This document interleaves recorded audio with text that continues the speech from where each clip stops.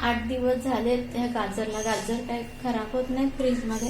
8 दिवस कंप्लीट होऊन गेलेत. मी गाजर हलवा करण्यासाठी आणले होते गाजर, कारण माझी बहीण माझ्याकडे राहायला आली होती, तर तिच्यासाठी मी गाजर हलवा करणार होते म्हणून मी गाजर घेऊन आले होते. तर आता ती तर परत तिच्या घरात जाऊन बसली, तरी मी अजून गाजर हलवा करतेयच. तुमच्या बाबतीत असं कधी होतं का मला नक्की सांगा.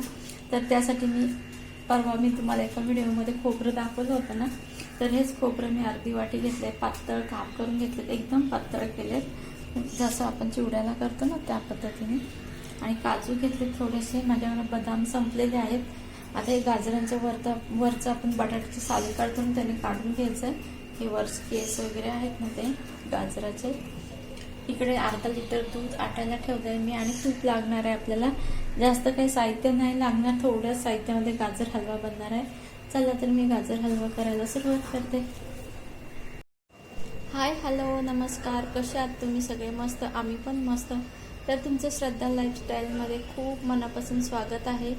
तर मला ना असं झाडं वगैरे दाखवून छान, तर मला खरं झाडांची जास्त हौस आहे. जर माझ्याकडे भरपूर जमीन असती ना, मी फ्लॅटमध्ये राहत नसते, मी असं माझं घर असतं, घराभोवती जागा असते ना, तर मी तुम्हाला झाडांचेच फळांचे असे व्हिडिओ दाखवले असते. खरंच तिथे ना कोथिंबीर छानपैकी उगवली, मी जवळून दाखवते. तर मी आता हे गाजरानं मी रात्री पाणी येतं ना तेव्हा स्वच्छ धुवून पुसून ठेवलेली आहे. सुकली तर ती आपोआपच मी एका कपड्यामध्ये गुंडाळून ठेवली होती, त्यामुळे सुकून गेली ती. आता वरची या पद्धतीने आपल्याला काढून घ्यायचंय. बटाट्याची सालं काढते ना त्या पद्धतीने काढून घ्यायचे. हे बघा, अशा पद्धतीने.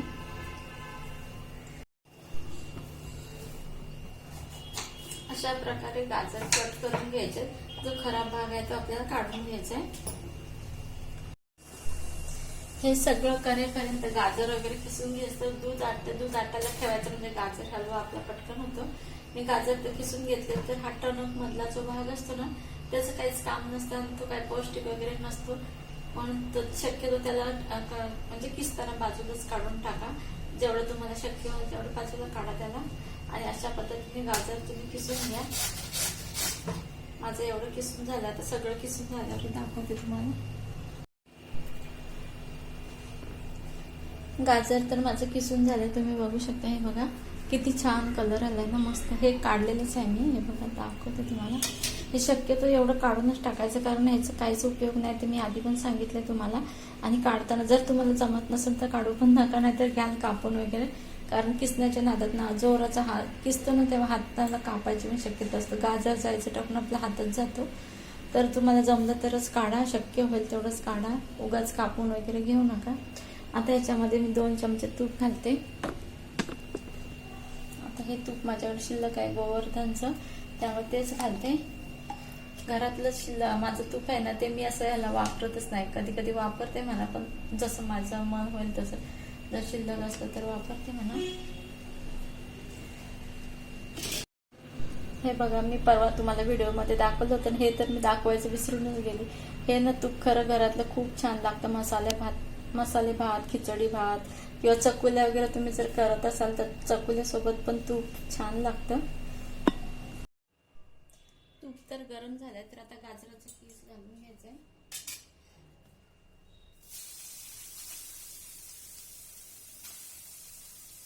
मधला तो टणक भाग घेतला नाही, त्यामुळे गाजराचा कलर बघा किती छान दिसतो. मी तुम्हाला दाखवते जवळच आहे बघा, किती सुंदर दिसतोय ना कलर.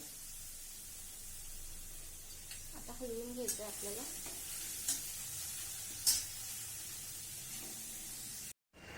माझं शेंगदाण्याचं कूट संपलंय ना, आणि उद्या गुरुवार पण आहे ना, तर ते आम्ही आता हे होईपर्यंत मी शेंगदाणे बारीक करून घेते. शेंगदाणे बारीक करून झाले ते बघा. आता डब्यामध्ये भरून घेते. खिचडीला जास्त लागतं, त्यामुळे पटकन संपतात. आणि हा शिल्लक होताना तो वर टाकते.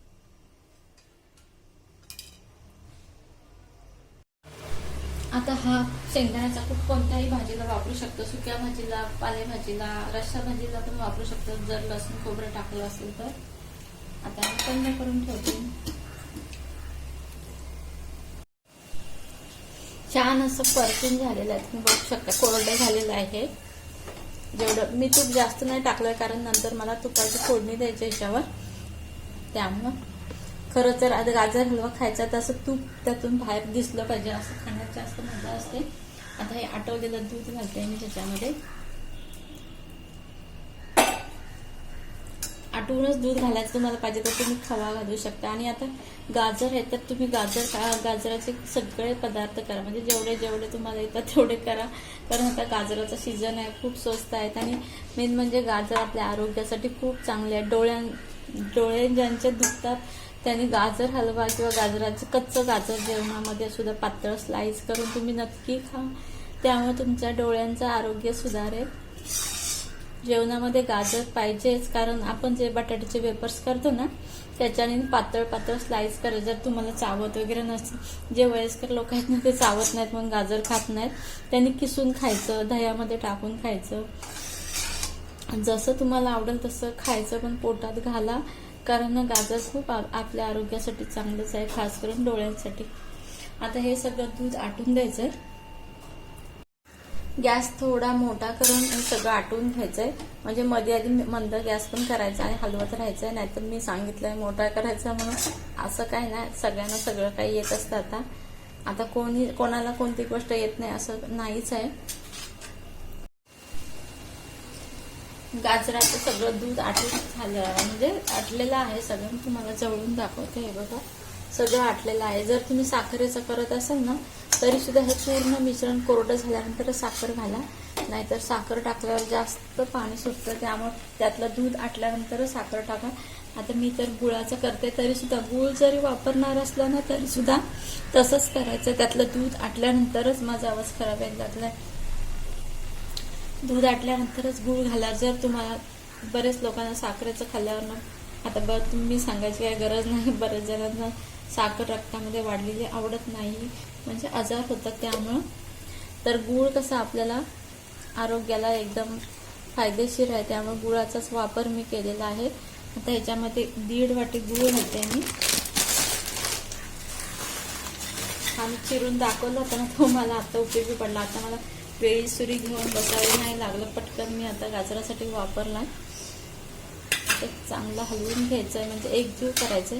गुळाचे पदार्थ सगळे चांगले लागतात, जसे की पुरणपोळी, मोदक भारी लागतात एकदम. आता हे सगळं हलवून घ्यायचंय, गुळ सगळा विरघळून घ्यायचा. आता पाणी सुटेल याला, परत सगळं पाणी आपल्याला हे करायचं. नंतर आपल्याला तुपाची फोडणी द्यायची. आता हे सगळं मिश्रण तर कोरडं झालं, आपला गाजर हलवा तयार झालेला आहे. गॅस मी बंद केलेला. आता इकडे तूप गरम झालं, त्यातनं धूर निघत होता, माझं तिकडे लक्ष होतं ना, त्यामुळे वेलची पण घातले. तर हे काप घालायचे खोबऱ्याचे आपल्याला, हे सगळंच घालून घ्यायचंय. हे बघा काय झालं, ट्रायपॉड एक हातात पकडला. दरवेळेला मी हे सांगत असते तुम्हाला, कारण जवळून दाखवायचं असतं ना म्हणून. ओलं खोबरं आहे ना, त्यामुळे अंगावरून होतंय माझ्या, असं जोराचा फटका बसलाय ना. आता हे आपल्याला ओतायचं ह्याच्यावर. माझ्या अंगावर थोडं सगळीकडे सोडतंय, त्याच्यावर ओतायचं आपल्याला हे सगळं आणि हलवून घ्यायचं.